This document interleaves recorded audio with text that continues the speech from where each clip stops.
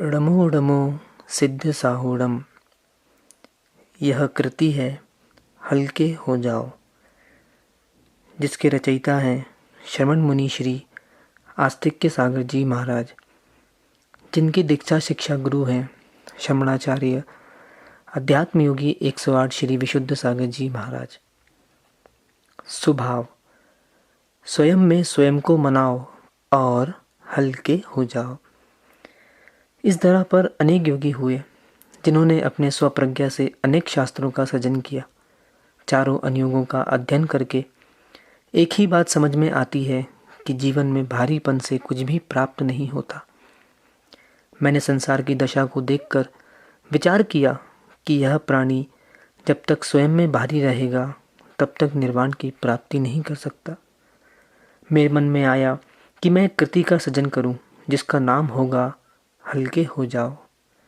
आचार्य भगवान श्री विशुद्ध सागर जी महाराज, जो मेरे दीक्षा शिक्षा गुरु हैं, उनके द्वारा दिए गए ज्ञान और उनके आशीष से यह कृति का मैंने लेखन किया है।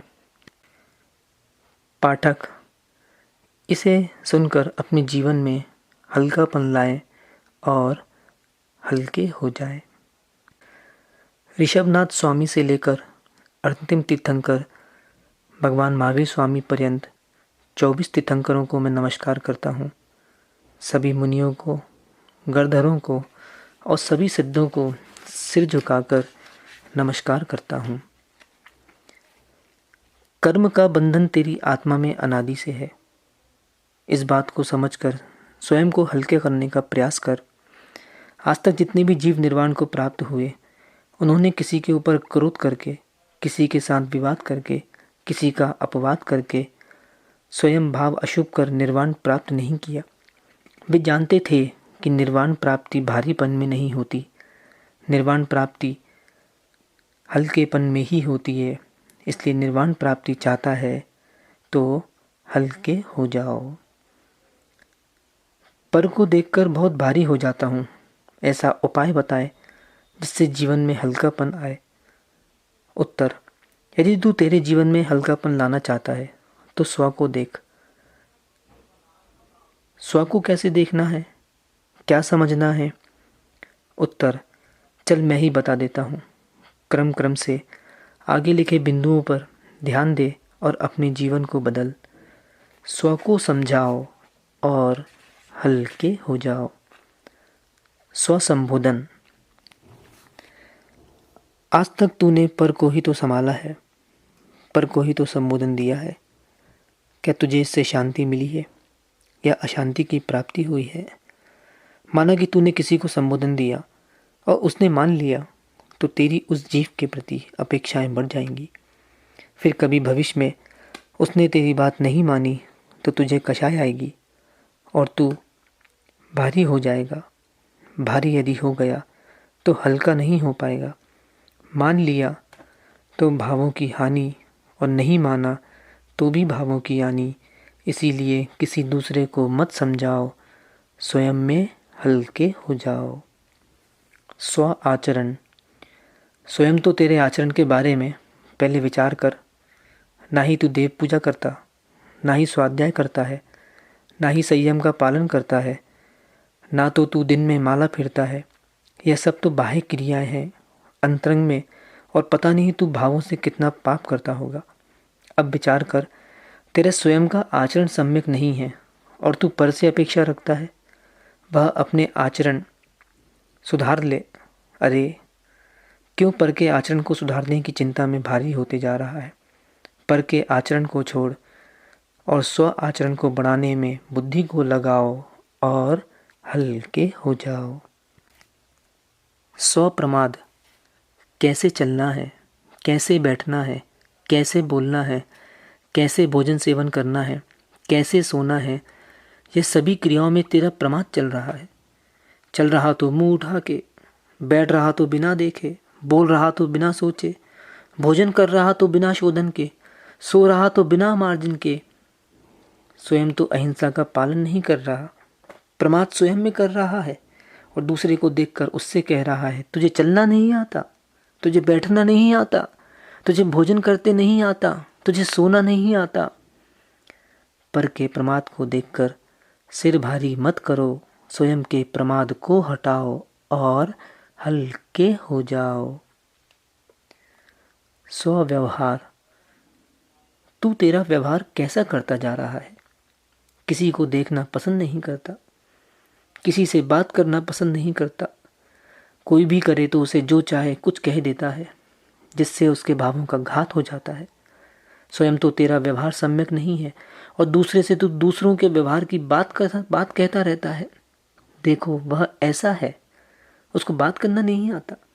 उससे कुछ भी कहो तो सीधे मुंह उत्तर नहीं देता। जब भी कहो धार्मिक कार्य कर लो तो कहता है मेरे पास समय नहीं है। क्यों तू दूसरे के व्यवहार को देखकर स्वयं में भारी हो रहा है? क्या तेरा व्यवहार सम्यक है? दूसरे को छोड़, स्वयं के व्यवहार की सुधार करो और हल्के हो जाओ। स्व अपवाद। पर के दोषों को देखकर क्यों तू भावों को अशुभ कर रहा है? क्या तुझे तेरे दोष नहीं दिखते? याद कर, बचपन से अभी तक तू कितने पाप कर चुका है, किस किस के बारे में अशुभ विचार कर चुका है।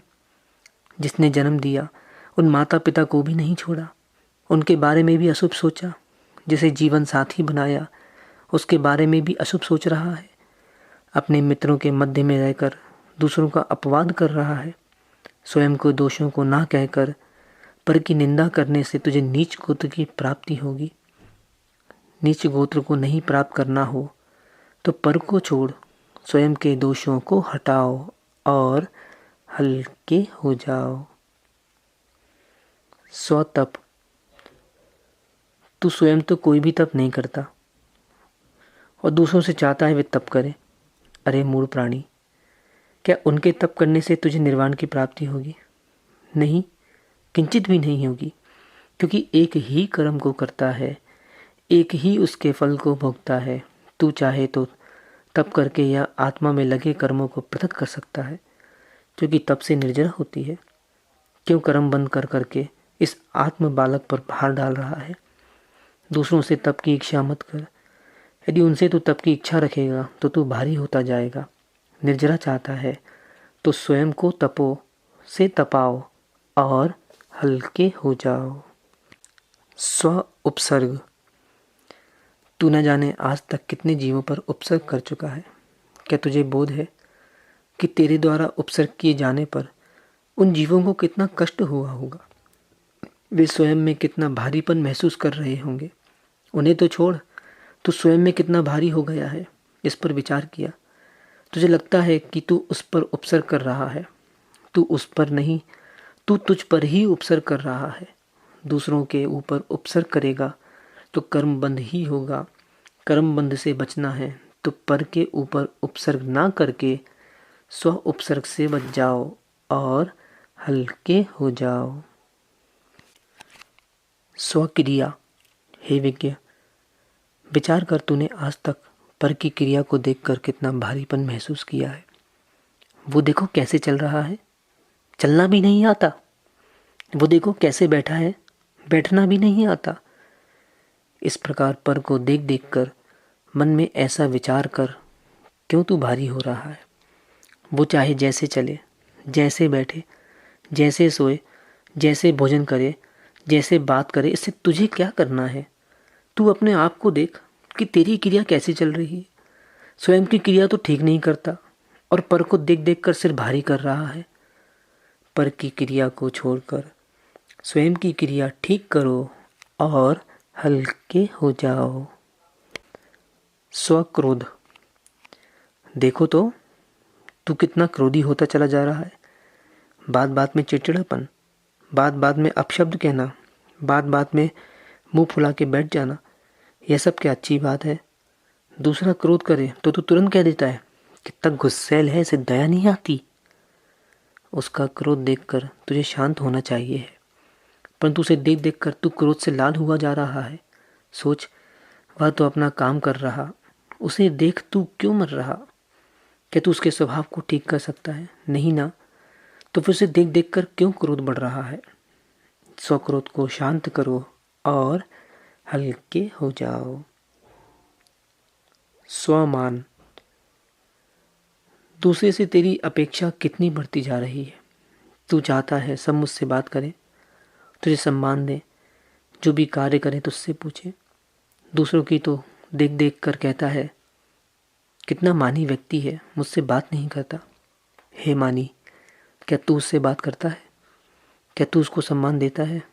दूसरे के मान को देखकर तू कितना भारी होता जा रहा है। दिन भर में अनेक बार उन्हीं उन्हीं की याद तू करता रहता है। दूसरों के मान को देखकर क्यों भारी हो रहा है? बहुत दिन बीत चुके, अब स्वयं के मान को गिराओ और हल्के हो जाओ। स्व माया। हे मायावी, पर को तू कहता रहा तू मायावी। तूने दूसरे की माया को देखा, पर स्वयं के द्वारा की गई माया को कहाँ देखा। स्वयं तो तू कितना असत्य का पिंड बन चुका है, और कोई दूसरा तुझसे असत्य कह दे तो तू लाल पीला हो जाता है। जो तू माया कर रहा है वह क्या तेरी सुगति कराएगी? नहीं ना, तो फिर क्यों माया में लगा है? धन भी कमा रहा है तो माया, धर्म भी कमा रहा है तो माया, ध्यान भी कर रहा है तो माया। ओ भाया, छोड़ दे माया, पलटेगी काया। स्वयं की माया ठीक कर ले, जीवन सुधर जाएगा। दूसरों की माया को देखकर क्यों भारी हो रहा है? स्व माया को ठीक करो और हल्के हो जाओ। स्वलोभ। तू कितना लोभी बन चुका है। लोभ कषाय है। यदि तू कषाय करेगा तो तेरा संसार दीर्घ होगा। दूसरों को देखकर तू कहता है देखो कितना लोभी है। क्या स्वयं के बारे में सोचा है कि मेरी क्या स्थिति हो गई है? देख अपने आप को, तेरी लोभ कषाय कितनी बढ़ती जा रही है।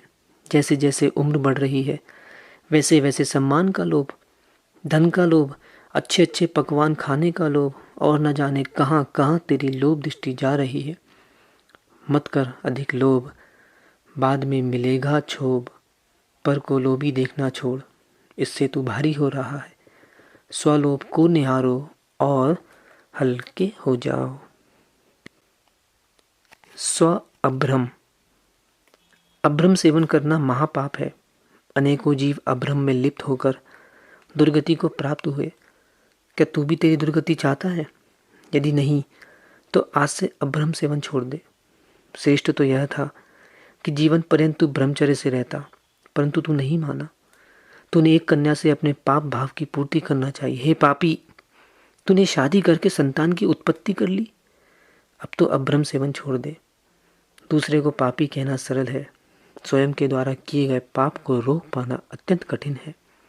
समझा रहा हूँ, समझ जा, नहीं तो परिणाम बुरा होगा।